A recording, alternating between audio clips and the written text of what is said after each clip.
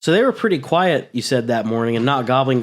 That's pretty challenging when you're out there and you're not hearing where they are, but you know they're in the area. I mean, that can be pretty challenging. Yeah, definitely. I'm one of those guys that I truly feel like, less is more, right? I just do some light calling, and, I don't get too aggressive unless I got a tom who's fired up. If I get a tom that's fired up and really, gobbling back at me, then I'll get to calling pretty aggressively. But if they're not calling very much, I kind of take that as a key and just kind of learn from them a little bit. And so I just did a lot of soft yelps on there, did a little bit of clucking in between, and, I'd give it, 20, 30 minutes in between calls and throw a few different calls at them. But, I kind of believe less is more. They're curious this time of year. They know where you're at when they hear those sounds. And so I think if you can get them to check you out, you can kind of come by. But yeah, very, very quiet. They didn't hear one gobble on the ground that morning for sure. So